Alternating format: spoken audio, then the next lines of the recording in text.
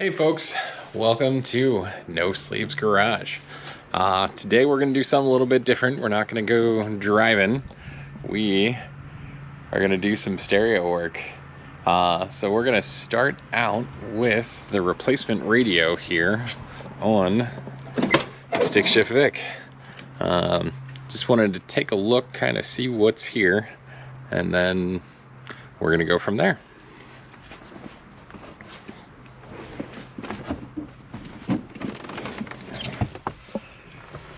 All right, so the nice part is honestly removing this dash piece looks pretty simple.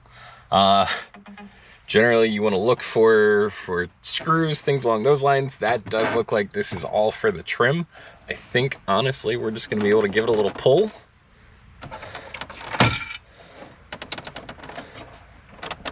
Oh, all right, it does look like we have two screws down at the bottom here that were hidden under the ashtray, by the ashtray, if you will.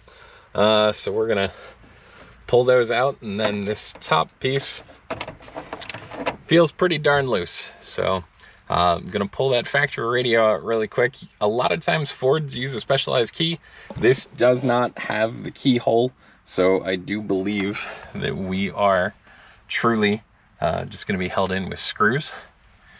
My shipment from Best Buy did come in. We've got a new Sony Head Unit with built-in Bluetooth.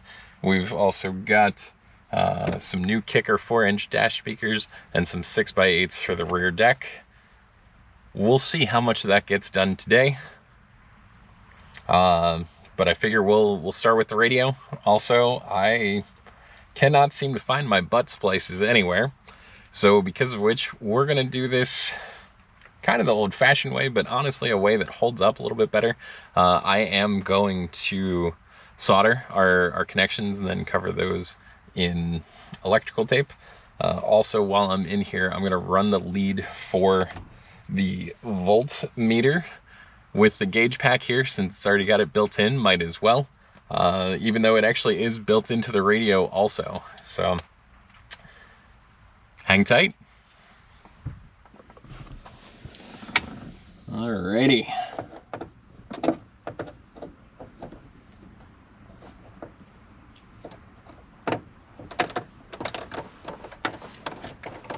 I know a lot of folks will use a drill for stuff like this. I've always had apprehensions about that, mainly just due to over torquing. Obviously, pulling screws out, not a big deal, but you know, ultimately, sometimes you just gotta feel like you gotta work for it a little bit, you know?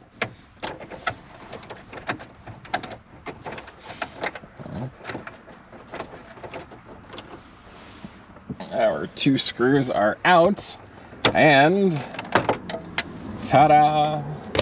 Lo and behold, our trim does come right off. Looks like holding the radio in, we have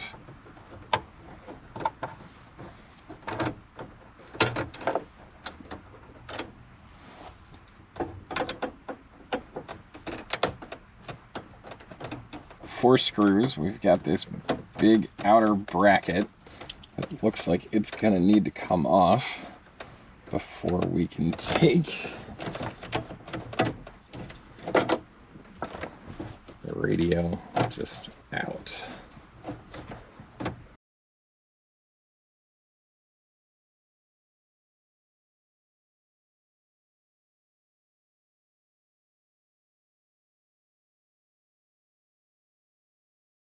And that feels like it's been stuck in there for almost 40 years. So let's remove our antenna connection, and then we will disconnect our wiring harness. Maybe. There we go. Our wiring harness is clear, and our factory radio is now out. So, gonna head inside, going to start connecting things back up and get this new radio ready. Alrighty. So, we did get a Sony DSX A415BT stereo. Not the greatest top-of-the-line stereo, anything along those lines. It is just really something to get Bluetooth in the car and have, you know, better power output. The speakers that we are putting in there, they are just kind of a basic kicker, which ultimately don't require a 4-channel amp. They can definitely benefit from a 4-channel amp. When you use a 4-channel amplifier, your sound is generally going to be clearer or more clear. You always will have better tuning capabilities as well. So like for these 4-inch speakers, if I can run what we call a high pass filter for the front speakers to keep any low tones from coming out, should help the sound quality. But with the rears are most definitely going to be a full range speaker, and that's where all of our bass ideally is going to come from. Again, it's not going to be like running subs or anything along those lines, but compared to what has been in there, this will be a massive improvement. I did recently share this page with some of my friends from the Auto Club. So, hi everyone, Auto Club. I do know that there are some auto techs out there who are going to disagree with the way that I am doing this install. Hey, I've been out of the game for a long time. There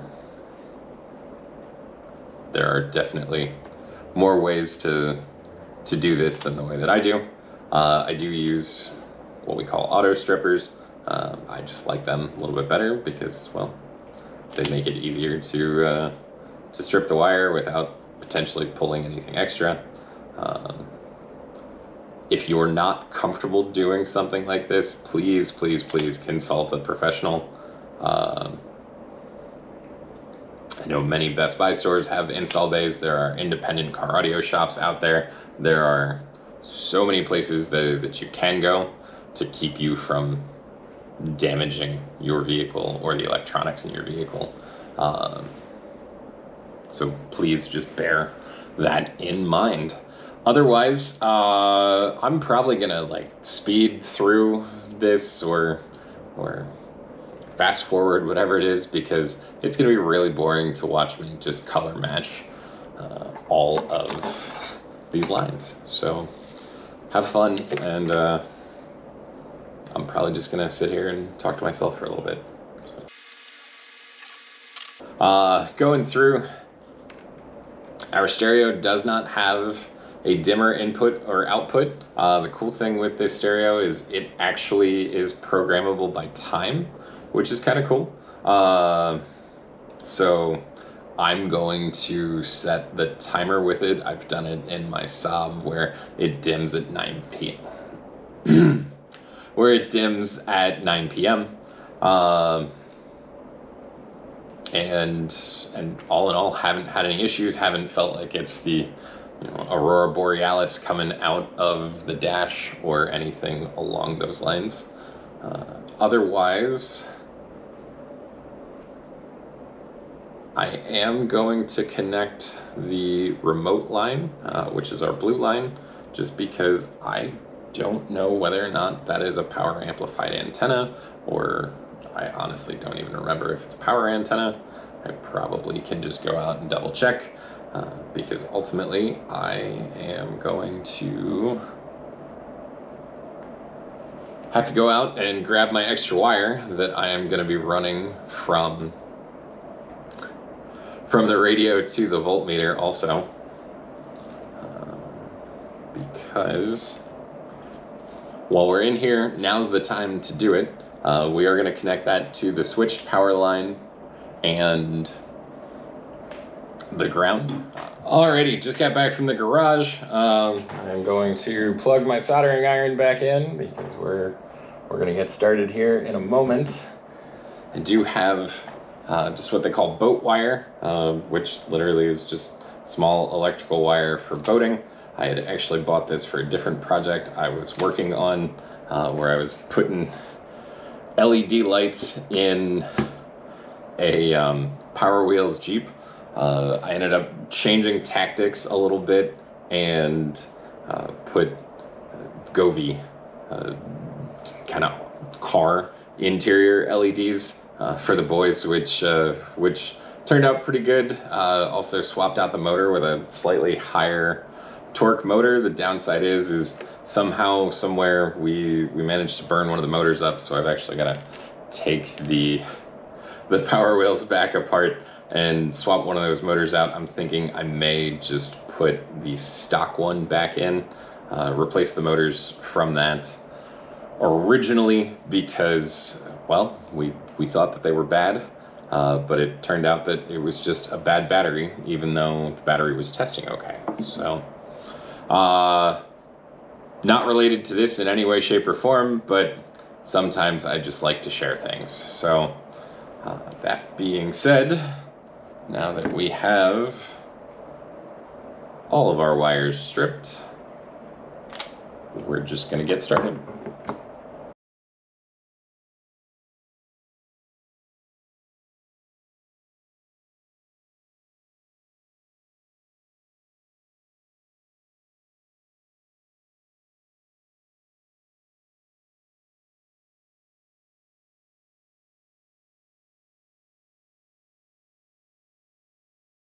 So, years ago, I was a car audio installer for Circuit City in the road shop. And one of our policies was always, if you didn't have the proper connectors, or at least my manager's policy, shout out to Ben, what's up, Ben? Was if you didn't have the proper connectors, you were to solder everything. So I got somewhat comfortable doing solder. However, after 25-ish years, I am still absolutely horrible at taping. So take that with a grain of salt and maybe a shot of tequila. I know if Ben's watching this right now, he's going to critique me so badly. So if perhaps you are watching, Ben, it's good to see you. If perhaps anyone is in need, Ben has a fantastic company. It's called One of One Knives, and he makes custom knives. Really, the work is absolutely incredible. I can tell you from working for the man for a while and being friends with him for many, many years after that, he is one of the most meticulous, anal retentive people I have ever met, and the quality of his knives is second to none. So, not a paid advertisement or anything along those lines. I'm not even sure if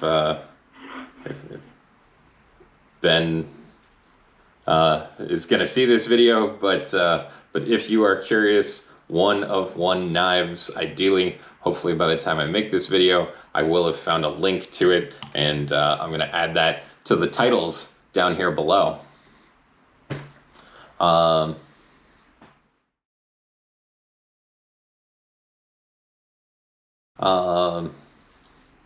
While I'm going through and doing all of this, if you are perhaps an amateur car audio installer and you like to do this stuff too, can I just beg one thing of you? Spend the $20 and buy this stupid wiring harness adapter. From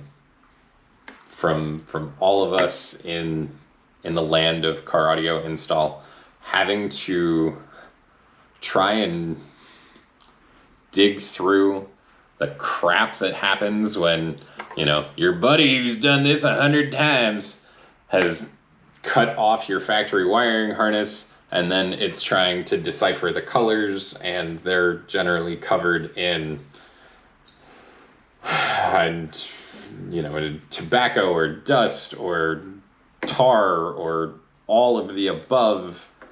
Just don't. Just spend a couple of bucks, get the wiring harness. It will make your life 1,000 times easier, because then you're just color matching. In the event that you are colorblind, I do extend my deepest apologies.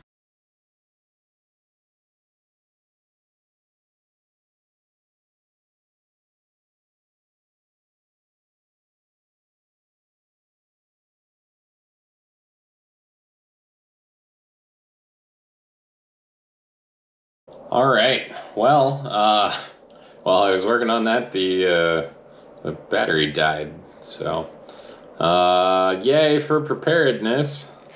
But now we're just gonna pop some zip ties on here, just make sure nothing shifts out of place. I always like to put a zip tie just before and just after your connection points. That way, ideally, nothing should get out of whack. Shout out to Klein Tools for these super awesome, very close cutting. Makes a nice smooth, not gonna cut myself trying to reach back into the dash surface there. So thank you, Klein. Thank you very much. Cool. Now we're gonna mount the cage, and we're gonna go put this radio in.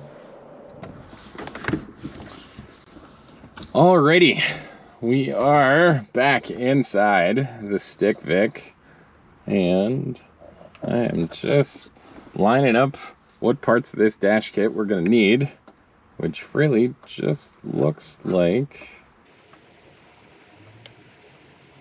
D and F. So we're gonna start taking off the ones that we know for sure we don't need.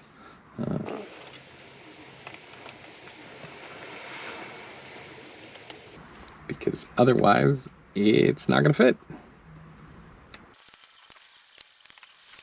So while I was dabbling with some things in here, I did find that the lighter jack is non-operational. Yes, technically I could wire that to the stereo, but the fuse was never designed to handle both radio and cigarette lighter and things along those lines. So I'm gonna leave it be. I did at least try and reconnect the connectors, and they're still not functioning. So that's just the sit rep, if you will, in case you were curious. Alrighty, we are lined up, which is good. I'm gonna leave the rest of these on because, quite frankly, they're not in the way. They're not gonna damage anything by being taken or by being left on, and it's just more time consuming to take them off when they don't really need to come off.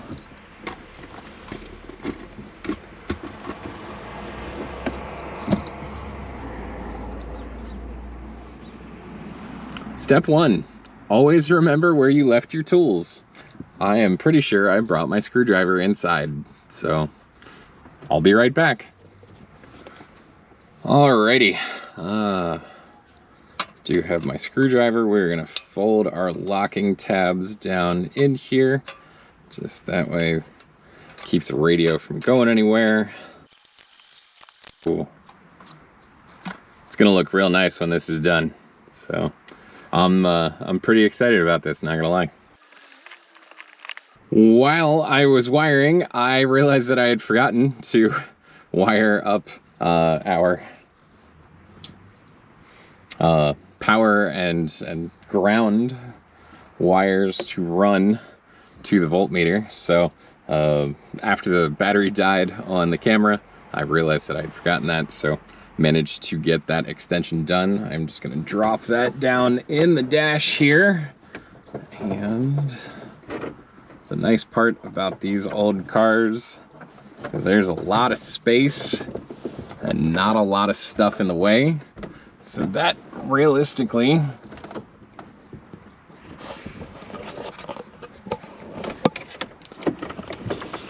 I can see my fingers.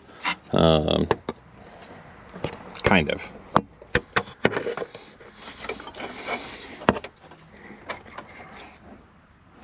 All right, I'm gonna have to move you. There we go. All right. So I put a lot of extra lead on here just to make sure that we were good. And then I am going to drop this panel out of the way in a minute. I'll show you all of that, but we're gonna finish up this install first. So.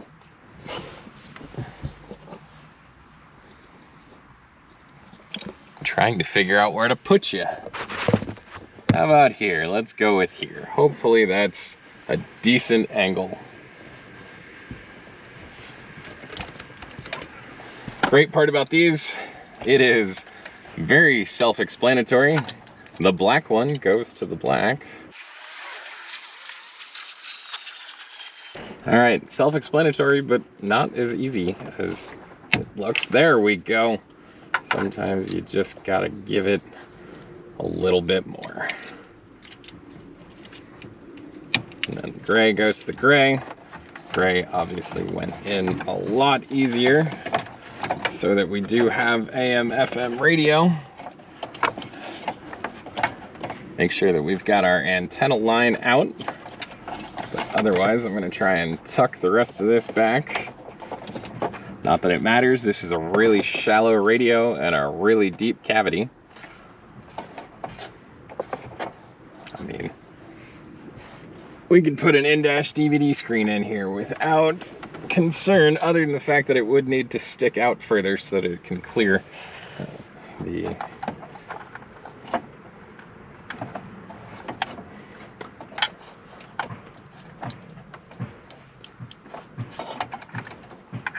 right. And we are set.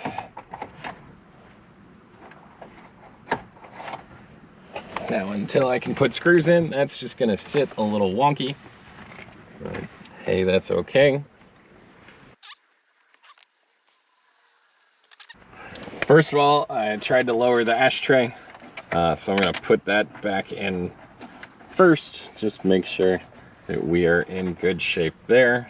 Again, not using a drill because it's an almost 40-year-old car, and last thing I need is something cheap and plastic that's got 40 years worth of sunwear on it to break and then no longer function and perhaps cause this to rattle or something along those lines. Now we're gonna put this plate back.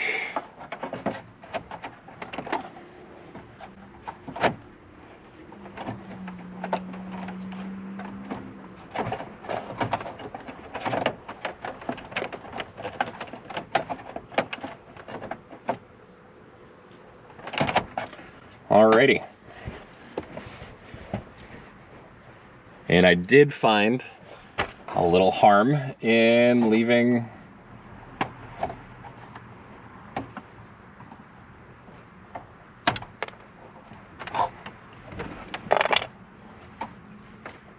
one of these unneeded mounting holes. So I'm just gonna pop that out real quick.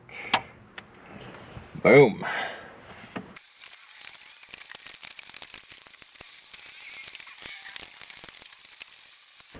Now I remember why the screws for the ashtray were out. Oops. That's okay. It's an easy fix, simple fix.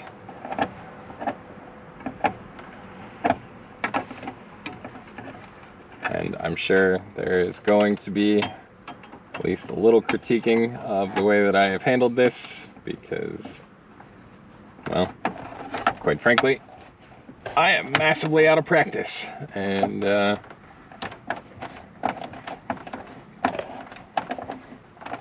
There are plenty of people that could do this a lot better and a lot faster than I can, but they're not here right now, and I am. So there we go.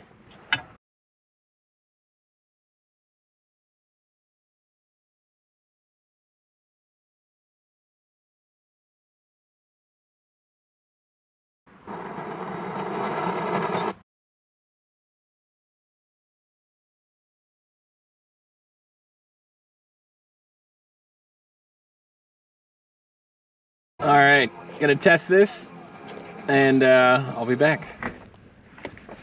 Alrighty, just cutting down some connectors here.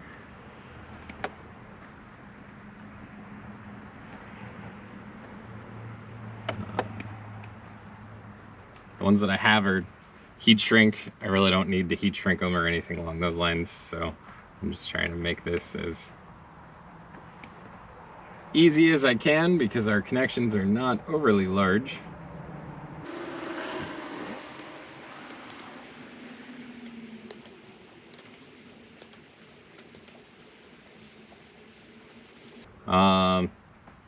Test on the stereo went okay. Right now we do not have rear speakers, so I am basically gonna have to replace the rear speakers to find out whether the issue is that the rears are just blown that much or whether our speaker wire somewhere has become disconnected to the rear speakers. Obviously, you know, we did do the soldering on those connectors, like that's firm and solid. If they were arcing out or something along those lines, the whole radio would go into a protection mode, which it is not. And it would generally be one rear speaker or the other. So I'm hoping that it's not just a full channel issue, but we will